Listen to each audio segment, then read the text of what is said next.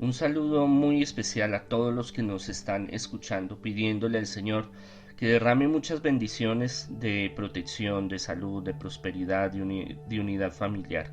Hoy conmemoramos Domingo de Ramos, donde nos ha tocado hacer la transmisión por medios virtuales y no como se había acostumbrado durante mucho tiempo hacerlo presencial. Y esto no es fácil, esta es una situación por la cuarentena que estamos viviendo, que es algo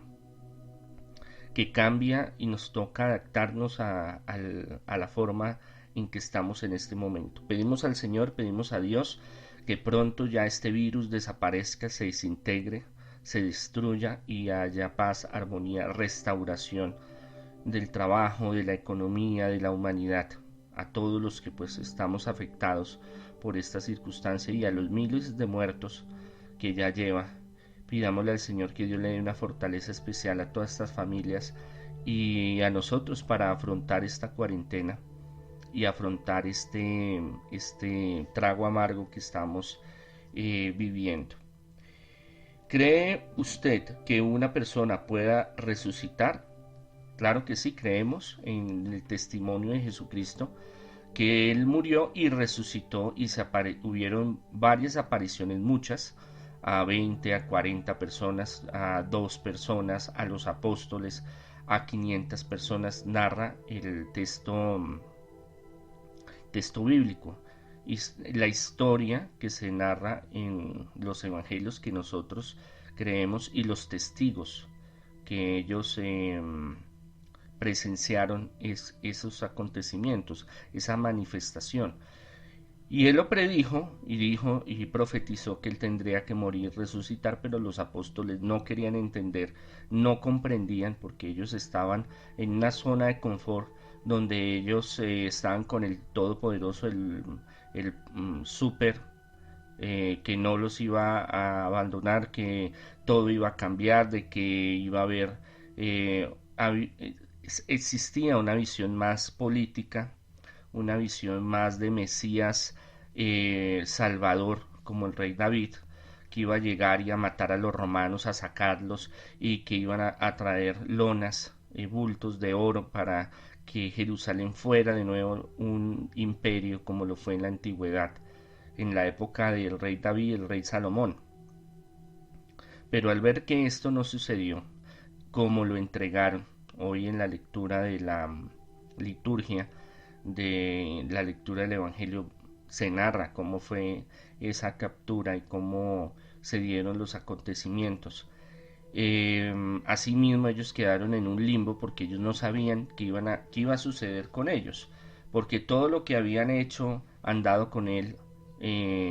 buenos años, más o menos se habla de 3 años, viviendo, experimentando, viendo sus prodigios, sanaciones, liberaciones, y ver que en un momento a otro se lo llevan, le hacen una infamia, ni siquiera un juicio legal, sino un juicio a la carrera por deshacerse de él, y que lo torturan, que lo crucifican. Pues obviamente todas sus esperanzas, todo su proyecto de vida, que era cristocéntrico. ¿Qué quiere decir eso? Que estaba, que Cristo es el centro de todo, de que todo lo que ellos vivían era alrededor de la gran figura de Jesús. Y esto pues les causó mucho pánico, mucha tristeza, confusión, miedo a que les pasara lo mismo que a Jesús, que era una medida política, una medida que no solo los romanos lo utilizaban, ya desde tiempos más antiguos la crucifixión se usaba, pero los romanos la perfeccionaron y la forma de hacer agonizar a una persona. Entonces ellos psicológicamente al ver los romanos cuando hacían este tipo de crucifixiones no solo hacían con unos cuantos, a veces eran cientos, para imprimir en sus mentes, en el inconsciente, subconsciente, el temor al miedo en ir en contra del imperio romano, cosa que sucedería más adelante, sobre todo en el año 60-70, la destrucción del templo y la destrucción de Jerusalén prácticamente y del pueblo, la dispersión del pueblo judío. Estos acontecimientos que se narran en los evangelios nos dan fe y testimonio de personas que siguieron el camino de Jesús a pesar de que tuvieron momentos de oscuridad, momentos de pánico, momentos de incertidumbre, momentos de temor de perder su vida. Lo que estamos viviendo en la actualidad. Estamos encerrados, vemos las noticias, vemos que la gente se muere, vemos que la gente sufre, nosotros también nos angustiamos por la economía, el trabajo, nuestros proyectos, esto cuándo va a pasar, cuándo se va a superar, cuándo levantan la cuarentena, cuándo será que nosotros, cuándo saldremos adelante. Entonces este tipo de cosas son situaciones muy humanas y esto lo vivieron los apóstoles. Pero qué regocijo y qué bendición tan grande cuando Él lo que les promete lo cumple y hay esa resurrección y hay esa manifestación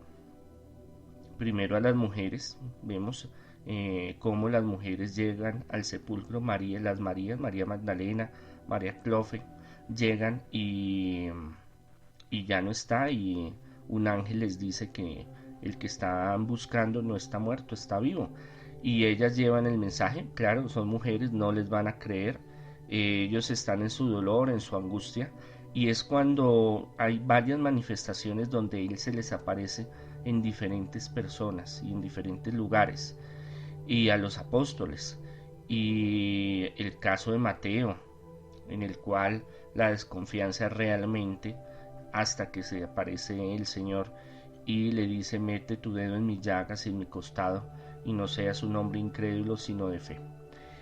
Y así hay relatos en la humanidad de personas que han muerto,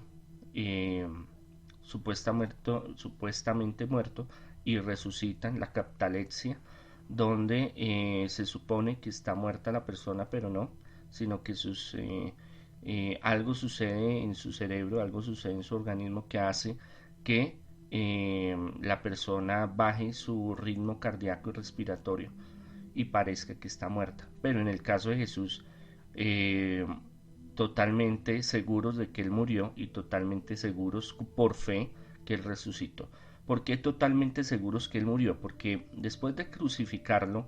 y de sufrir lo que Él sufrió, los científicos pues han llegado a la conclusión de que la mayoría pues morían asfixiados, morían deshidratados, morían del dolor tan terrible en el cual y los romanos tenían la tradición, esto está recopilado en textos extrabíblicos, de romperles las piernas o atravesarles el corazón.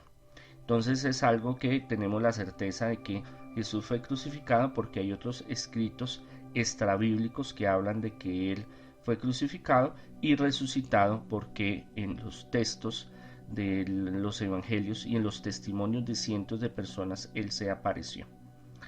Y por eso es que la iglesia coge esa fuerza y los apóstoles cogen esa fuerza y dejan todo y siguen el camino para evangelizar, llevar la buena nueva. Vemos también el caso de Lázaro, que ya llevaba varios días para que no hubieran problema, porque habían otros dramaturgos que hacían sanaciones, liberaciones y resucitaban muertos. No solo Jesús, pero esto hace de que este testimonio, por este testimonio de Lázaro, hayan querido ajusticiar a Jesús. Fue el detonante para entrar en pánico y buscar la solución de quitarse a Jesús de encima. ¿Por qué? Porque ya habían muchos milagros, ya habían muchas circunstancias donde la gente se estaba empezando a rebelar, donde estaban asumiendo que él era el Mesías, pero desde una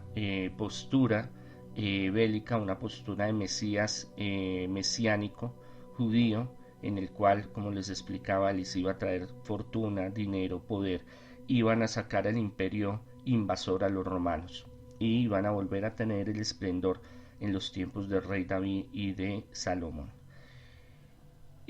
Pasan 4 días, ya está oliendo feo, dice la Sagrada Escritura, ya se está descomponiendo, y es cuando él hace retirar, todo lo hace premonitadamente, hace quitar esa gran piedra y le dice: Lázaro, levántate. Y ahí se da uno de los testimonios de resurrección más fuertes y poderosos, que queda en la mente colectiva de muchas personas, y después eh, los apóstoles y otros escribirían sobre él. En el mundo ha habido varios momentos de personas que han estado en el borde de la muerte o en la muerte clínica y han vuelto. Yo he sido testimonio, yo he ido a hacer sanaciones, me han invitado a hospitales donde ya dicen: este señor ya o esta señora ya están desahuciados, no hay nada que hacer, y se hace una oración con fe y son sanados. No soy yo el que los sana, obviamente, es la presencia de Dios que está ahí, porque Jesús dice que donde estén dos o tres reunidos en su nombre, Él estaría presente. Y hay muchos casos, y hay mucha documentación de santos y de personas que han estado en momentos muy difíciles, a borde de la muerte o en la muerte, y han vuelto. Y han contado sus testimonios, sus vivencias, no solo en el cristianismo, no solo en el catolicismo, sino en otras religiones: hinduismo, budismo, taoísmo y otras religiones en el mundo, donde han tenido, y escépticos y ateos, gnósticos, agnósticos también, que han tenido experiencias donde algunos han visto una luz, algunos han visto el famoso túnel, donde llegan a tener una interacción con un ser espiritual. Llámese la Virgen María. Hay muchos testimonios de la Virgen María, cientos, hay cientos con familiares, seres queridos, otros que han tenido la presencia de un ángel, un santo o Dios o Jesús, y de esa experiencia han venido a comentar lo que ellos han vivido. Y son experiencias diversas, pero hay puntos de convergencia donde uno los analiza y son muy parecidos. Y personas que viven en diferentes continentes, en diferentes épocas, gente que no se conoce y gente que ha experimentado muchas cosas sobre la muerte, sobre el cielo, sobre el infierno. Hay varios testimonios de personas que han podido, Dios les ha permitido en algún momento tener la experiencia de sentir cómo es el cielo, cómo es el infierno, cómo es el abismo o mundo intermedio, o llámelo purgatorio, o en un lugar, una sala de espera, como lo quieran llamar. Entonces son circunstancias que invitan a reflexionar y a pensar de que después de este mundo terrenal hay otra vida. Después de esta vida hay otra vida, y Jesús, que es el único que ha venido desde el reino de los cielos a contarnos de propia experiencia cómo es, y a prepararnos. Él dice que el reino de los cielos es hace la analogía a una gran mansión que hay. Está preparada sus cuartos, su lugar para cada uno de nosotros, en un lugar maravilloso donde vamos a tener la paz, la tranquilidad, la felicidad que este valle de lágrimas, estas dificultades en el mundo estamos viviendo. Esa es la gran esperanza y la fe que tenemos.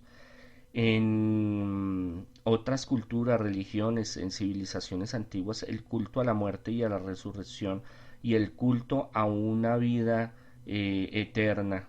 siempre ha sido muy importante, siempre ha estado de primeras en todas las culturas.